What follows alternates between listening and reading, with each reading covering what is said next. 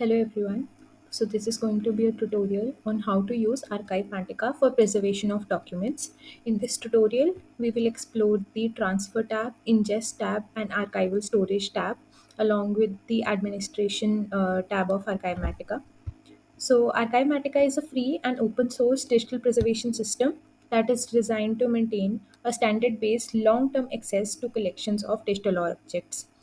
सो Archivematica एक open source digital preservation software है जो यूजर्स को अलाउ करता है कि वो अपने डिजिटल ऑब्जेक्ट्स या डिजिटल डॉक्यूमेंट्स को अपलोड करें और उन्हें प्रिजर्व कर सके या उनको एक्सेसिबल बना सके। Archivematica open archival information system के रेफरेंस मॉडल पे काम करता है। इस फिगर में जो एलिमेंट्स हैं वही हमारे Archivematica के डैशबोर्ड पे भी होते हैं। एंड हम आर्काइवमेटिका में SIP, AIP और DIP पे वर्क करते हैं। SIP stands for submission information package, AIP stands for archival information package and DIP stands for dissemination information package. के इस ट्यूटोरियल में हम सिर्फ डिजिटल ऑब्जेक्ट का प्रेजर्वेशन कर रहे हैं, तो हमारा जो वर्क फ्लो है वो सिर्फ AIP क्रिएशन तक रिस्ट्रिक्टेड रहेगा। आर्काइवमेटिका की ऑफिशियल वेबसाइट पे हमें डेमो इंस्टेंस मिल जाता है इसका, और ये सैंडबॉक्स के क्रेडेंशियल्स है। इन्हीं को यूज़ करके हम डेमो वर्जन में लॉगिन करेंगे।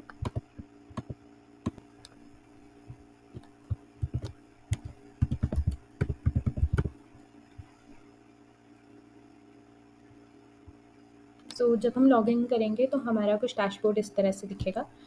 ये हमारे पास transfer, backlog, appraisal, ingest, archival storage, preservation, planning, access, administration, ये टैब्स आ रहे हैं। ये हमारा यूज़र अकाउंट है, यहाँ प्रोफाइल और लॉग आउट है, करंट स्टेटस कनेक्टेड है। सबसे पहले हम ट्रांसफ़र टैब पे ही काम करेंगे। सो ट्रांसफ़र टैब में बेसिकली क्या होता है कि यूज़र जो है वो अपने डिजिटल ऑब्जेक्ट को AIP में कन्वर्ट करते हैं। तो इसमें वो ब्राउज़ करके अपनी फ़ाइल सेलेक्ट करेंगे, उसका ट्रांसफ़र का कुछ नेम रखेंगे और ट्रांसफ़र प्रोसेस को स्टार्ट करेंगे। यहाँ पे हमारे पास कुछ फ़ील्ड्स हैं: transfer type, transfer name, accession number और एक्सेशन सिस्टम आईडी। तो हमें एक्सेशन नंबर और एक्सेशन सिस्टम आईडी की ज़रूरत अभी नहीं है, but just for knowledge, accession system जो है हमारा वो AIP की मेथ्स फाइल में as a registration event write होता है, और वो आइडेंटिफिकेशन या सर्चिंग के लिए यूज़ नहीं होता है। तो ये फील्ड हमारे पास ऑप्शनल है। और एक्सेस सिस्टम आईडी हमें तब रिक्वायर्ड होगी जब हम DIP क्रिएट करेंगे। सो DIP is dissemination information package, जिसका हमें एक्सेस यूज़र को देना है। तो किसी एक्सेस सिस्टम की आईडी भी हमें तभी ज़रूरत पड़ेगी। ट्रांसफ़र टाइप में हमारे पास यहाँ पे standard, zip directory, zipped pack, DSpace, disc image etcetera बहुत सारे ऑप्शंस हैं। हम स्टैंडर्ड ट्रांसफ़र टाइप के साथ जा रहे हैं। ट्रांसफ़र नेम में ICT टेस्ट रख रही हूँ। ये दोनों फील्ड्स अभी हम खाली रख रहे हैं। अब इसके बाद यहाँ से यूज़र ब्राउज़ करेगा। बिकॉज़ ये डेमो वर्जन है तो हमारे पास कुछ सैम्पल ऑब्जेक्ट्स इसमें ऑलरेडी अपलोडेड हैं, तो हम उन्हीं का यूज़ करेंगे। सो ये एक इमेज डायरेक्टरी है, मैं इसे सिलेक्ट करूँगी। इसे क्लिक करके नीचे हम ऐड पे क्लिक करेंगे। जैसे हमने ऐड पे क्लिक करा, हमारा ये स्टार्ट ट्रांसफ़र वाला बटन जो है वो अनलॉक हो गया। अब मैं इस पे क्लिक कर दूँगी और ट्रांसफ़र जो है वो स्टार्ट हो गया। सो आर्काइवमेटिका में हमारे पास माइक्रो सर्विसेज और जॉब रन करते हैं। माइक्रो सर्विसेज हर एक टास्क को बताएगी और उसके अंदर के एक्शंस जॉब्स होते हैं हमारे पास, और हर एक जॉब या माइक्रो सर्विस के लिए हमें कुछ डिसीजंस लेने के लिए प्रॉम्प्ट किया जाता है। पहला हमारे पास डिसीजन आया है assigning a UUID to directory, that is universal unique identifier. तो हम इसे येस कर देंगे।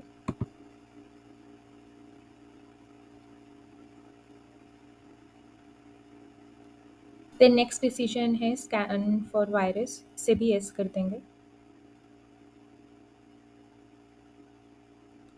नेक्स्ट है do you want to perform file format identification, इसे भी हम येस करेंगे।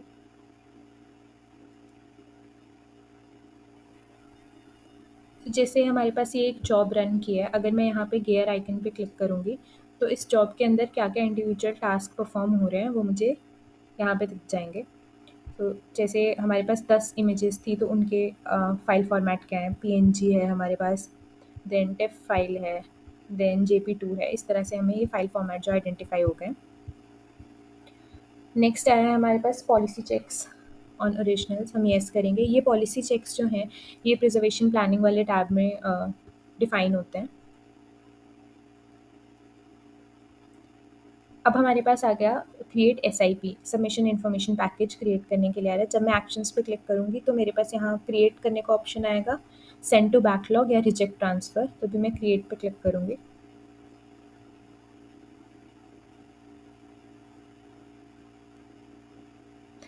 सो क्रिएट सिप फ्रॉम ट्रांसफ़र, ये हमारा टास्क कंप्लीट हो गया है, यहाँ ग्रीन टिक आ गया है। और अब इंजेस्ट टैब पे हमारे पास फन आ गया है। हमने जो डिजिटल ऑब्जेक्ट सिलेक्ट किया था वो सक्सेसफुली सिप में कन्वर्ट होके इंजेस्ट टैब में चला गया है। सो हमने ट्रांसफ़र टैब से डिजिटल ऑब्जेक्ट का सिप बना के इंजेस्ट टैब में उसे भेज दिया। अब हमारा नेक्स्ट स्टेप है इस सिप को एआईपी या डीआईपी में कन्वर्ट करना, तो हम एआईपी में इसे कन्वर्ट करेंगे। सो अब हम इंजेस्ट टैब पे क्लिक करेंगे और ये हमारे पास कुछ माइक्रो सर्विसेज ऑलरेडी रन हो चुके हैं।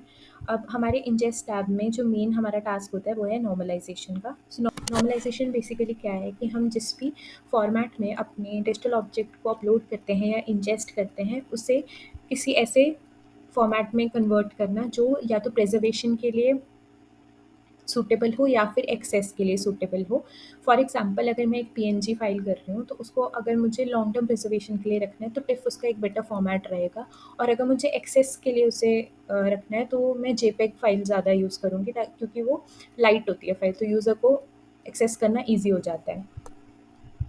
सो यहाँ हम नॉर्मलाइज़ करेंगे। पे हमारे पास नॉर्मलाइजेशन की काफ़ी सारे ऑप्शन है, बट अभी हम सिर्फ प्रिजर्वेशन करें तो मैं नॉर्मलाइज़ फॉर प्रिजर्वेशन पे क्लिक करूँगी।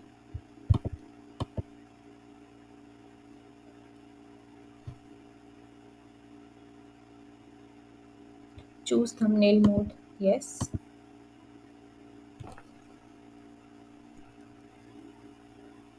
अब हमारे पास अप्रूव नॉर्मलाइजेशन का डिसीजन है, हम उसे रिव्यू करेंगे पहले। तो ये पेन और पेपर वाला आइकन है, मैं इस पे क्लिक करूँगी। ये हमारे फाइल नेम्स हैं जो मैंने अपलोड किए थे और इंजेस्ट करे थे। ये उनके फाइल फॉर्मेट्स हैं और ये वाला कॉलम हमें बता रहा है कि किस-किस फॉर्मेट पे नॉर्मलाइजेशन अटेम्प्ट हुई है। नॉर्मलाइजेशन अटेम्प्ट होने के बाद उनकी प्रिजर्वेशन कन्फर्मेंस चेक भी आर्काइवमैटिका में होती है। तो जिनके लिए ऑलरेडी नो है, जिसमें नॉर्मलाइजेशन की ज़रूरत नहीं थी, वहाँ पे हमारे पास एप्लीकेबल आ गया है, प्रिजर्वेशन कन्फर्मेंस में बाकी सब पास हो गए हैं।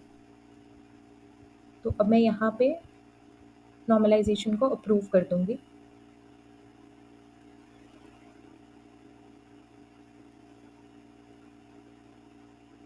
देन पॉलिसी चेक्स हम येस कर देंगे। अब हमारे पास नेक्स्ट आया है transcribe SIP contents, but since ये इमेज फाइल्स है तो हमें ट्रांसक्रिप्शन की ज़रूरत नहीं है, तो हम नो कर देंगे।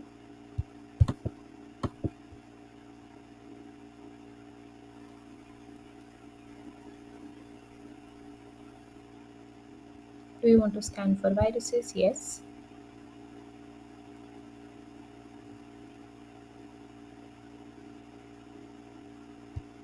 File format identification? Yes. Do you want to scan for viruses? Yes. So अब मेरे पास स्टोर एआईपी का डिसीजन आया है, तो मैं इसे येस कर दूँगी।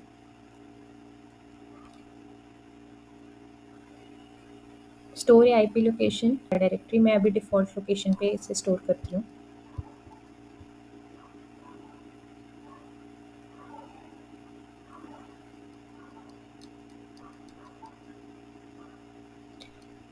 सो अब ये हमारा एआईपी जो है वो स्टोर हो गया है और यहाँ से हमारा 1 जो था वो हट गया है।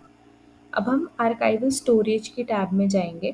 सो जो आर्काइवल स्टोरेज टैब है वो एक टेबल हमें दिखाता है जिसमें जितनी भी एआईपी स्टोर हैं आर्काइवमैटिका के इस इंस्टेंस में, वो विजिबल होती है हमारे पास। इसमें एक सर्च इंटरफेस दिया है ऑन द टॉप और हम यहाँ पे कीवर्ड, फ्रेज़ या डेट से सर्च कर सकते हैं। ये मेरे पास 2 एआईपी क्रिएट हुई हैं।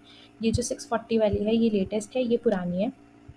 और हमारे पास यहाँ सिलेक्ट कॉलम्स का ऑप्शन है, तो हम यहाँ से क्या-क्या सिलेक्ट करना चाहते हैं, क्या विज़िबल करवाना चाहते हैं इस टेबल पे, वो सिलेक्ट करते हैं। सेम है इसका एन्क्रिप्टेड पे करती हूँ, तो यहाँ पे एन्क्रिप्टेड वाला कॉलम भी आ गया और फाइल काउंट पे करती हूँ, दोनों में फाइल काउंट 10 है। इस तरह से हम सिलेक्ट और डीसिलेक्ट कर सकते हैं और हम इनका सीएसवी भी डाउनलोड कर सकते हैं यहाँ से।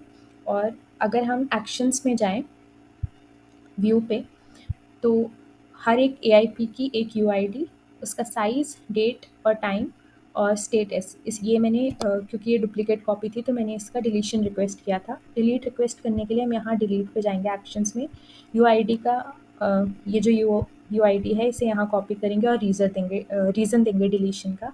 देन ये रिक्वेस्ट एडमिनिस्ट्रेटर के पास जाएगी आपके एक्चुअल इंस्टेंस के केस में और वो अप्रूव करेगा डिलीशन, तो डिलीट हो जाएगा। सेकंड वाली वो एआईपी है जो हमने अभी क्रिएट की। अगर मैं इसे व्यू करूँ सो यहाँ पे पहले मैं डाउनलोड पे क्लिक कर लेती हूँ। जब तक ये डाउनलोड होता है तब तक हम यहाँ एक और ऑप्शन है शो फाइल्स। अगर मैं इसको चेक बॉक्स पे क्लिक करूँगी तो यहाँ पे सारी फाइल्स, उनकी फ़ाइल की यूआईडी और वो किस एआईपी को बिलोंग करती हैं और साथ में एक्शंस में डाउनलोड आ गया मेरे पास इस तरह से। तो मैं इसे डाउनलोड कर सकती हूँ यहाँ से डायरेक्टली। और मैं यहाँ पे लैंडिंग सर्च करूँगी तो मेरे पास ये 2 फाइल्स आ जाते हैं। मैं इसे डाउनलोड करती हूँ। तो ये डाउनलोडेड फ़ाइल मेरे सिस्टम पे भी ओपन हो जा रही है। ये हमारी एआईपी की फ़ाइल थी जो हमने डाउनलोड की थी। सो अगर मैं इस फ़ोल्डर को ओपन करूँ तो इसमें एक डेटा का फ़ोल्डर है और कुछ टेक्स्ट डॉक्यूमेंट्स हैं। मैं डेटा के फ़ोल्डर को ओपन करूँगी। इसमें लॉग का फ़ोल्डर है, थंबनेल्स हैं, ऑब्जेक्ट्स है, मेट्स फ़ाइल है। अब मैं ऑब्जेक्ट्स पे क्लिक करूँ तो इसमें हमने जो ओरिजिनली अपलोड किए थे हमारी फ़ाइल्स अलोंग विथ वो फ़ाइल फ़ॉर्मेट्स जो हमारे एआईपी में कन्वर्ट हुए हैं वो हैं। जैसे ये हमारी फ़ाइल ओरिजिनल फ़ाइल हमने अपलोड की थी JP2 फ़ाइल में और ये नॉर्मलाइज़्ड फ़ाइल है, TIF में कन्वर्ट हो गई है। तो ये इसका ओरिजिनल नेम है। उसके बाद 36 कैरेक्टर का अल्फ़ा न्यूमेरिक स्ट्रिंग जो यूआईडी है वो इसके साथ अपेंड है। इसी तरह से हमारी और फाइल्स हैं। देन थंबनेल्स में इन इमेजेस के थंबनेल हैं। देन लॉग्स में जो भी फ़ाइल फॉर्मेट आइडेंटिफिकेशन में लॉग रहा होगा या नेम चेंज में या यूयूआईडीज़ जो जनरेट हुई उनके लॉग है, ट्रांसफ़र का लॉग है। ये मेथ्स फ़ाइल है हमारी। सो MET stands for Meta data encoding and transmission standard. ये एक मेटा डेटा स्टैंडर्ड है जो डिस्क्रिप्टिव, एडमिनिस्ट्रेटिव और स्ट्रक्चरल मेटा डेटा एक ऑब्जेक्ट का बताता है। जो मेट्स फाइल है वो हम XML स्कीमा में रिप्रेजेंट करते हैं उसे। तो यहाँ ऊपर आ भी रहा है कि this XML file does not appear to be have any style associated with it. METS के टैग हैं, देन हमारे पास प्रेमिस के टैग हैं, देन हमारे पास एक HTML डॉक्यूमेंट है।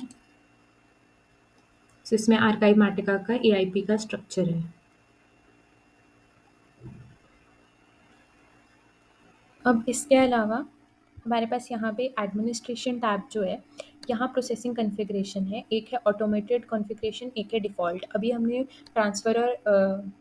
अभी जब हमने ट्रांसफ़र टैब पे काम किया तो वो अंडर हमने डिफ़ॉल्ट कॉन्फ़िगरेशन किया, तो हम इसे भी एडिट, डाउनलोड और रीसेट कर सकते हैं और इसमें कोई नई कॉन्फ़िगरेशन भी ऐड कर सकते हैं। इसके अलावा यहाँ पे स्टोरेज लोकेशन स्पेसिफ़ाई कर सकते हैं। DIP अपलोड के लिए ये हमारे पास 2 ऑप्शन है जो अभी हमने एक्सेस सिस्टम्स वाला नहीं किया। उसमें एटम और आर्काइव स्पेस में हम अपलोड कर सकते हैं अपने डिसेमिनेशन इन्फॉर्मेशन पैकेज को। देन अंडर जनरल ये हमारी कुछ जनरल सेटिंग्स हैं। इसके अलावा हमारे पास लैंग्वेज पे अगर हम जाएँ तो ये सारी लैंग्वेज हैं। इनमें हम आर्काइव मैटिका का इंस्टेंस रन कर सकते हैं। Then version. इसके अलावा जो प्रिजर्वेशन प्लानिंग वाली टैब है, इसके अंदर हमारे पास फॉर्मेट्स आते हैं, जो भी फॉर्मेट्स आर्काइव मैटिका रिकॉग्नाइज़ करता है। फिर मैं यहाँ सर्च करूँ से टिफ, मेरे पास ये टिफ के बहुत सारे फॉर्मेट आ जाते हैं। इसके अलावा हमारे पास कैरेक्टराइजेशन, नॉर्मलाइजेशन, ट्रांसक्रिप्शन, वैलिडेशन के कुछ रूल्स और कमांड्स हैं। इसके अलावा हमारे पास एक एक्सेस टैब है।